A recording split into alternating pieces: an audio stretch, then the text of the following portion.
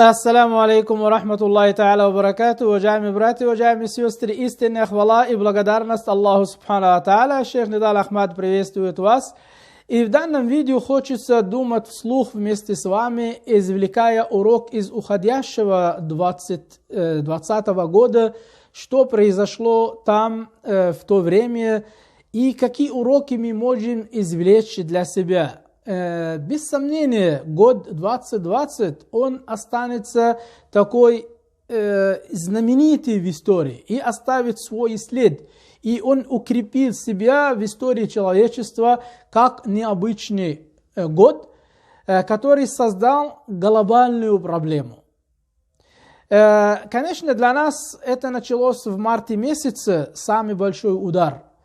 Но, знаете, самое обидное, не то, что произошло, не то, что люди, к сожалению, погибали много, заболели много.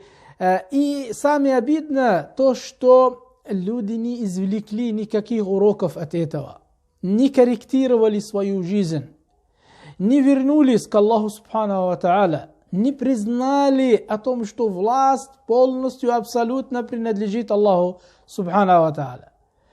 Вот эта пандемия, коронавирус, COVID-19 заставила всех остановиться и задумываться для того, чтобы извлечь оттуда уроки. И самый большой урок, который мы должны извлечь из этого, это тем, что мы, как люди, не являемся властелинами и хозяинами этого мира. Мы показались слабыми. Даже самые сильные страны, самые продвинутые научные страны, они оказались парализованы, беспомощными перед угрозой COVID-19.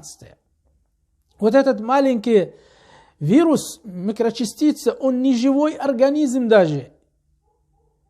Он заставил весь мир трястись, останавливаться, вытаскивает оттуда все свои ресурсы, и интеллектуальные, и материальные, и технические, и военные даже, для того, чтобы попытаться остановить распространение этой угрозы для всего мира.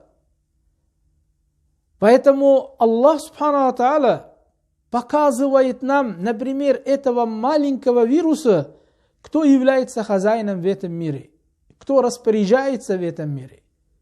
Мы видели, как молодые, здоровые люди, как наши коллеги-медики, они умирали от этого вируса, задыхались. Старики, молодые, без разницы. Конечно, стариков больше задело. Пусть Аллах Субхану ва Та'аля примет их души и простит недостатки. Человек, он оказался в таком состоянии, когда он не может проводить близкого человека в последний путь. И его хоронят без его присутствия. Мы должны задумываться над этими вещами, то, что с нами происходит. Мы не являемся великими, как казалось бы. Мы сотворили огромные махины, продвинулись в этом мире, летаем в космосе, но мы не являемся хозяинами. Мы слабыми. У нас здесь на земле маленький такой вирус заставил нас сидеть дома. Коронавирус. Первый момент о том задуматься, кто является властелином и хозяином в этом мире. Безусловно, когда человек думает внимательно и задумывается над этим, он дойдет до истины. Второй момент. То, что обидно услышать от многих. Вот эта теория мирового заговора. О том, что этот вирус это является обман для того, чтобы заставить всех людей покориться одной системе.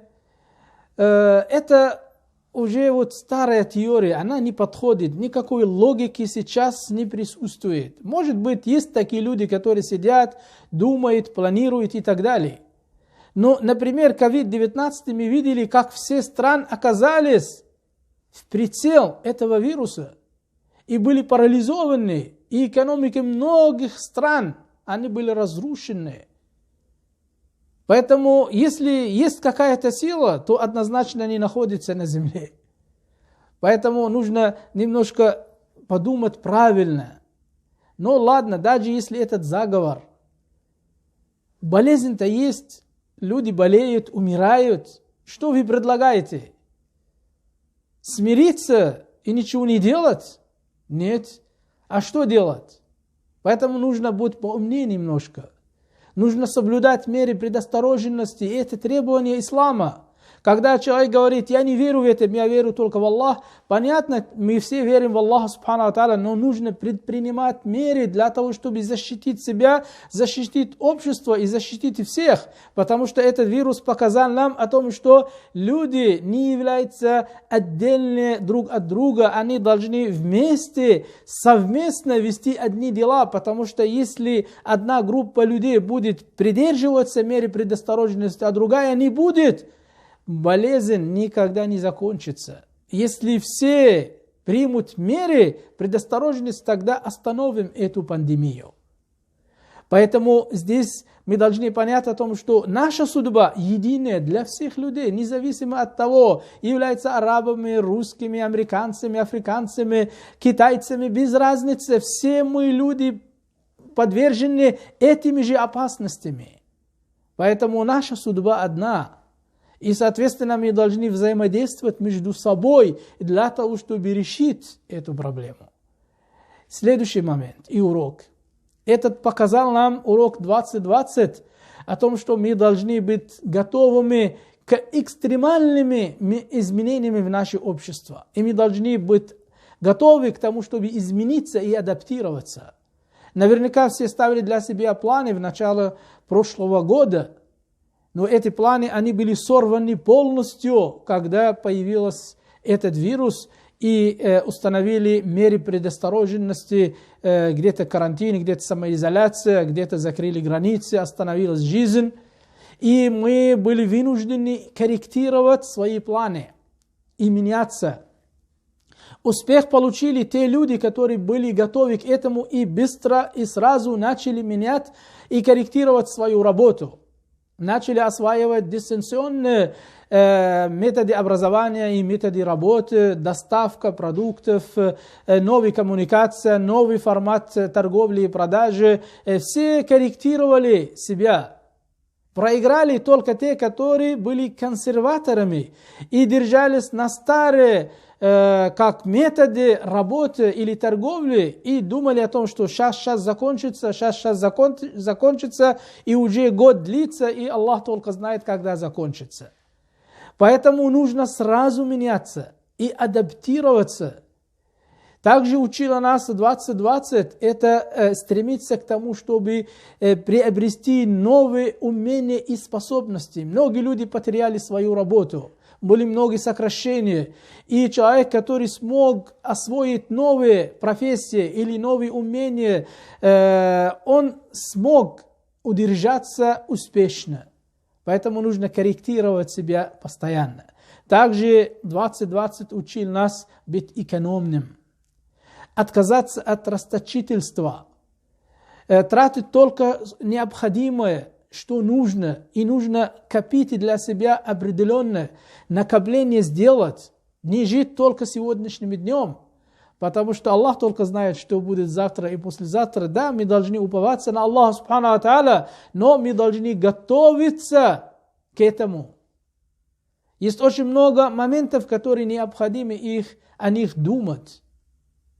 И самое важное здесь думать, как достойно покинуть этот мир. И как правильно оценить те милости Аллаха, которые нам даровал. Вот этот воздух, который мы дышим, вот этот кислород, он оказался очень ценный. Люди, которые задыхались, и их сажали на аппарате искусственной вентиляции, давали им кислород, это оказалось очень ценно и дорогой. Есть одна история, может быть, она вымышлена, но очень показательная. Один итальянский старик, Италия, она получила серьезный удар в этой пандемии. Когда 2 недели он находился под аппаратом искусственной вентиляции, и когда выписали ему, дали ему квитанции оплатить 9000 евро, он заплакал. И его спросили, почему плачете, у вас денег нету платить? Он говорит, вопрос не в деньгах, А вопрос в том, что у меня более 70 лет, я дышу бесплатно. А тут за 2 недели я должен платить 9000 евро. Как Бог милостлив по отношению к нам. Сколько Аллах дарует нам. Даровал нам воздух, пищи, питание, свобода, которую мы испытывали. А в рамках или в условиях пандемии мы потеряли множество вещей. Особенно чувство свободы, перемещаться куда хочется, оказывается не так.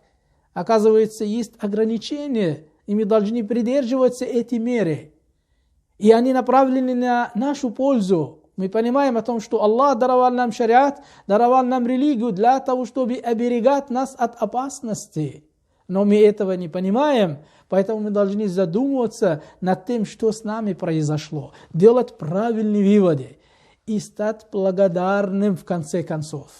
Мы должны быть благодарными Аллаху Субхану ва Тааля. Благодарность очень хорошее, очень важное качество. Неблагодарные люди – это люди, которые вообще неверующие, которые ни в чем не верят, только в себя обожествляют себя. Мы должны понять о том, что мы все являемся рабами Аллаха Субхану ва Тааля, и мы должны стремиться к Нему, благодарить Его за все, попросить у Него только помощи.